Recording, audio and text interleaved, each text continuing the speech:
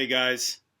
I had a couple of questions that I want to answer and add to the September video. Um, Different rigs. Now, there are certain drummers whose names we all know.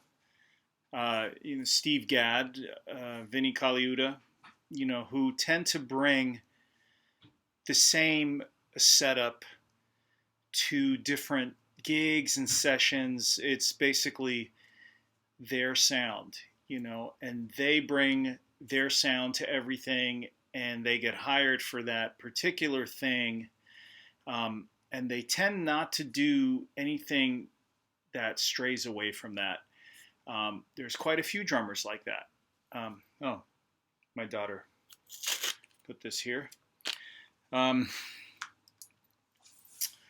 In any case, me personally, I like to vary my sound based on the type of music that I will be playing or recording.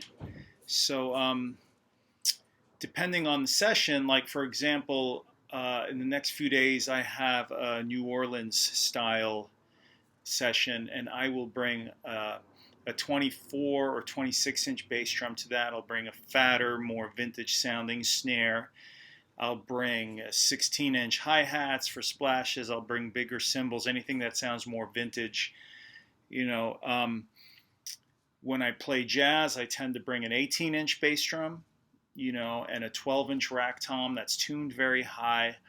I like a higher tuning, more open. But when I play standard contemporary music like rock, pop, smooth jazz, if it's just a standard recording session, and by smooth jazz I mean, it's basically just R&B, modern R&B. I bring basically this rig right here, um, not those same exact drums. I like to use maples most of the time. These are oaks. So yeah, I'll bring a 22-inch kick. The racks are 10 and 12. The floors are 14 and 16. So I basically let the music tell me what I'm going to play, and I hope that the way I approach music in general kind of defines my sound, and I feel like I'm identifiable regardless of the gear that I use. I try to make my gear fit the song. I want to get the right sound. That's kind of kind of an OCD of mine. So yeah, for some rock gigs, I'll bring a 24-inch kick or a 22-inch kick, and I'll play one rack tom, a 12 usually, sometimes a 13, and one floor tom, a 14, or sometimes a 16. It really depends. So as far as rigs go, that's my go-to, is really letting the music tell me what to bring and what I hear in my head. And on some sessions where they don't really tell me what I'm in for, I do bring quite a few things so I'm prepared. And my two snare drums of choice are two Ludwig Black Beauties. One is 6.5, the other one is 5.5, and they're both from the 70s. I find that they work in every situation. They're both metal drums, Black Beauties, obviously.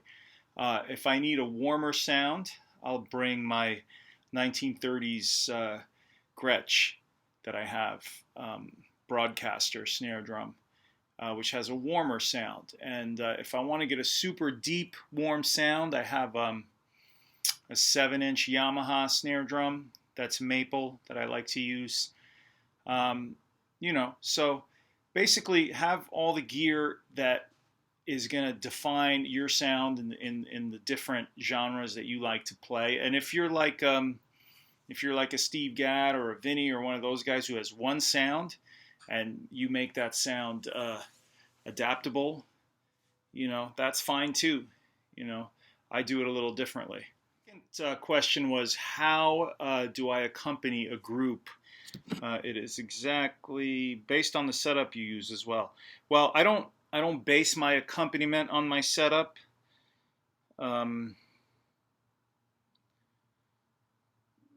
Yeah, so I basically let the music tell me what I'm going to play, and that is based on years and years of listening and research and checking out how different musicians approach different styles, and what is required in a certain style. Like there's a foundation in every style of music that defines that music, and from that foundation you add your own voice, to that. So as a sideman, I want to be able to copy certain vibes if I have to. If I'm on a recording session and someone says, we're looking for a Steve Gadd type of march. Well, there's a lot of drummers with my credentials and my experience that might say, well, why don't you just call Steve Gadd? They might get offended. I tend not to do that. I tend to pull out from my little library in my head, something that I learned from Gadd when I was up and coming, and because we all emulate our idols at the time, and I'm sure we all have many idols that we go through, drummers that we listen to in certain time periods, and of course I listened to Gadd a lot at one point, as well as other drummers like John Bonham or Billy Cobham or Simon Phillips or Philly Joe Jones. So I have a little vocabulary in my brain, little library of styles, I guess, within genres. Um, I tend not to bring those out unless I have to. You know, I try to really add my own element to everything that I play and be myself. But there are some sessions you get called for where they want you to be yourself, but they also want you to add someone else's vibe in there, just a little touch, because that's how producers tend to describe things, based on the legendary music of the past, So, and how I accompany the music and the soloists and all that really depends on how they're playing. And if I hear them playing a certain way, then that tells me what to do. I can tell with certain improvisers that they want my opinion in a lot of their solos. They want me to steer them in a direction. We'll be playing, and I'll hear something and I'll get involved. And then there are other soloists that I can tell from the get-go that they want that carpet laid down behind them, and that's it. They just want that groove and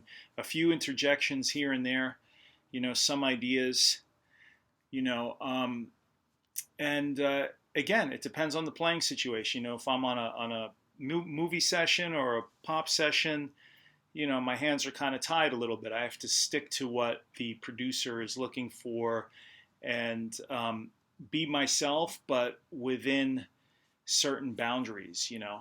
I have to try to keep the time strong and come up with good parts, but nothing that's notey or drumistic. So yeah, I hope that answers your question. I basically am an ear player, so that's how I grew up. I didn't learn out of books initially. I did that later. I learned how to read later.